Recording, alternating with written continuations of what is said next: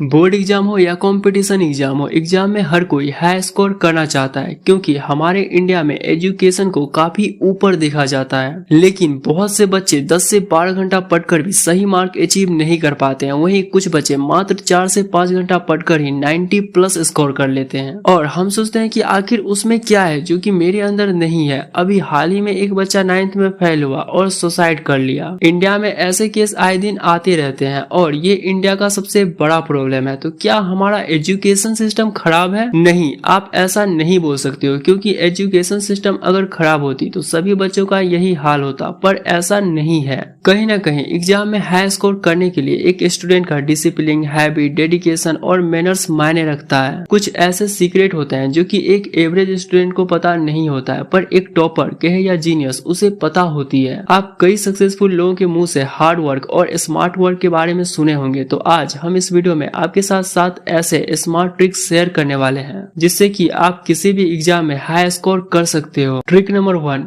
जब मैं 10th में था तो मेरा एक दोस्त था जो कि 6 महीने में पूरा सिलेबस खत्म कर लिया, पर एग्जाम के बाद रिजल्ट में पता चला कि उसे एक एवरेज मार्क आया है 65%, जो कि उसके अकॉर्डिंग बहुत कम था। पूरे क्लास का बच्चा उसे एक इंटेलिजेंट स्टूडेंट मानता था। सबको यही लगता था कि इसे 95-98% मार्क आएगा। तो जब हम लोग उससे पूछे कि यार तुम्हारा तो सिलेबस पहले ही खत्म हो गया तो फिर? तो वो बोला पता नहीं यार, मैं तो सारा आंसर सही ही लिख के आया था, पर पता नहीं मार्क इतना कम क्यों आया। तो सर उससे पूछे कि एग्जाम में पेपर कैसे लिखा था, तो उसने बोला नॉर्मल। तब सर जो हम लोगों को बताया वही मैं आपके साथ शेयर कर रहा हूँ। उन्होंने बोला कि एग्जाम में पेपर तुम कैसे लिखते हो ये बहुत ही इंपॉर्टेंट होता है। तुम्हारा 15 से 20% मार्क पेपर लिखने पे भी आ सकता है। मिस्टेक नंबर 1, अगर आप पेपर के स्टार्टिंग में कुछ गलत आंसर लिखते हो तो इससे एग्जामर कॉपी को अच्छे से चेक नहीं करता है, क्योंकि एग्जामर को तब लगता है कि ये बच्चा आगे भी गलत ही आंसर लिखा होगा, जिस वजह से आपका कॉपी अच्छे से चेक नहीं हो पाता है। तो आपको पेपर में पहले वही आंसर लिखना चाहिए जो कि आपको अच्छे से आता है और आप 100% श्योर हो कि ये पूरी तरह से सही है।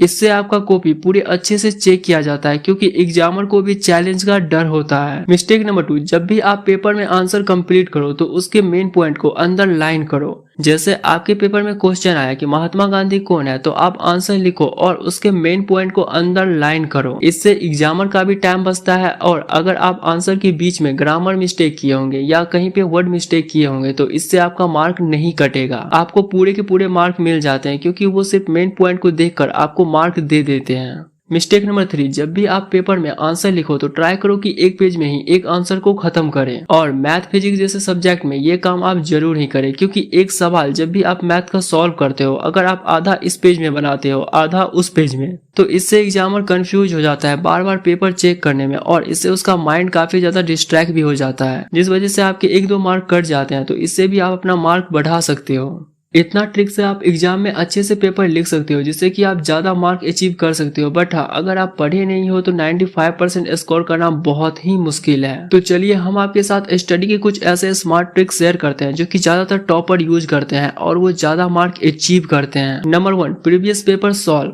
जैसे कि आपको पता ही होगा कि प्रीवियस पेपर में कुछ ऐसे सवाल होते हैं जो कि रिपीटेबल होता है, तो आप 5 से 10 साल पहले का प्रीवियस पेपर सॉल्व करो, वो भी टाइमर लगाकर 3 घंटा के अंदर। इससे आपको आइडिया आएगा कि एग्जाम में किस टाइप का क्वेश्चन पूछा जाता है और पेपर कैसे लिखा जाता है। अब ऐसा आपको स्टार्टिंग में नहीं करना है, एग्जाम के 1 महीने पहले स्टार्ट करना है और सभी सब्जेक्ट का प्रीवियस पेपर को सॉल्व करना है। और अगर आप ऐसा करते हो तो एग्जाम में जो क्वेश्चन आएंगे उनका 60% क्वेश्चन आप पहले से ही सॉल्व किए होंगे और 40% आप जो 1 साल में पढ़े होंगे उसी से आएगा। अब मैं ये नहीं बोलूंगा कि आप 100% स्कोर कर लोगे, क्योंकि अदरवाइज राइटिंग या इधर उधर में भी आपका मार्क कट सकता है। बट हाँ, आप 95 या 98% तो जरूर ही स्कोर कर सकते हो। Number 3, self test.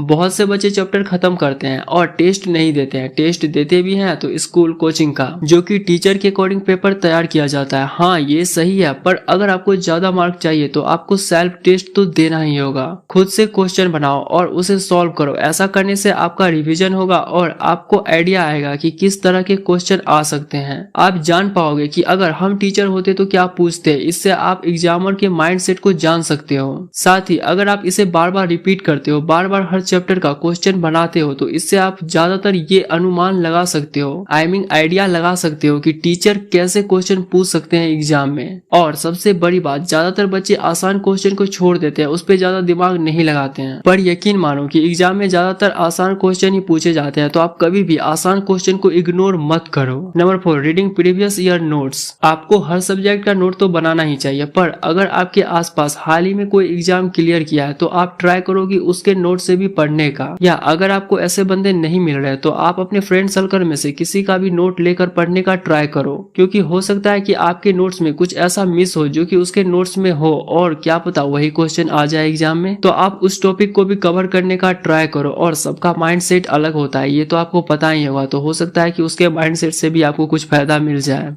तो आप ट्राई करो कि जब भी आपको टाइम मिले तो आप अपने फ्रेंड या किसी और का नोट्स को देखो, इससे आपको बहुत ही ज्यादा फायदा होगा और एग्जाम में अच्छा मार्क अचीव कर सकते हो। Number 5, proper discipline maintain 6 month. देखो, एग्जाम से 6 महीने पहले आपको एक हैबिट फॉलो करना है जो मैं आपको बताने वाला हूँ। अगर आप इस हैबिट को फॉलो करते हो तो ये सिर्फ ना ही आपको एग्जाम में बल्कि पूरे लाइफ में भी काम आएगा। आपको सुबह उठना है और 1 गिलास नींबू पानी पीना है। इससे आप पूरे दिन एनर्जेटिक फील करोगे और आपके अंदर एक अलग ही एनर्जी होगी। आप जल्दी थकोगे नहीं, आप लेजीनेस और डिस्ट्रैक्शन से बच सकते हो। इसे बहुत से लोग ट्राई करते हैं, आप भी एक बार ट्राई करना, रियली में बहुत ही ज्यादा फायदेमंद होता है ये। नंबर 20, 10 मिनट कोई भी एक्सरसाइज करो और 1 गिलास पानी पियो। इससे आपके शरीर में ब्लड सर्कुलेशन बढ़ेगी और आपका दिमाग भी तेज होगा। साथ ही अगर आप किसी भी चीज को पढ़ोगे तो जल्दी याद भी होगा। इतना करने के बाद आपको सुबह सुबह छत पे जाके जब तक धूप ना निकले तब तक पढ़ाई करना है, और धूप निकलने की आधा घंटा तक भी आपको पढ़ाई करना है। साथ ही सनलाइट से हमारे ब्रेन में सेरोटोनिन नाम का केमिकल रिलीज होता है जो कि हमारे अंदर फोकस, कंसंट्रेशन, हैप्पीनेस और रिलैक्स को बढ़ाता है। इससे भी आपका पूरा दिन सही होगा और आप फोकस, कंसंट्रेशन अच्छे से किसी भी सब्जेक्ट पे कर सकते हो। Number 6, explain any topic. देखो, अगर आप किसी भी चीज को समझ गए तो आप उसे किसी को भी समझा सकते हो, यही असली समझने का मतलब होता है। तो जब भी आप किसी भी सब्जेक्ट में कोई भी चीज समझो तो उसे ट्राई करो खुद से समझाने का। अब अगर आपको कोई समझाने के लिए नहीं मिल रहा है तो खुद को समझाओ, लेकिन समझाओ जरूर, क्योंकि ऐसा करने से वो हमारे सबकॉन्शियस माइंड में चले जाता है, और जो भी चीज हमारे सबकॉन्शियस माइंड में जाता है ये तो आपको पता ही होगा कि वो हम कभी भी भूल नहीं सकते हैं। तो जब भी आप किसी भी चीज को समझो तो उसे खुद को समझाने की ट्राई करो या किसी को भी समझाने का ट्राई करो। इससे आपका ब्रेन पावर भी बढ़ेगा, आपका कॉन्फिडेंस भी बूस्ट होगा, साथ ही एग्जाम हॉल में आप कुछ भी भूलोगे नहीं।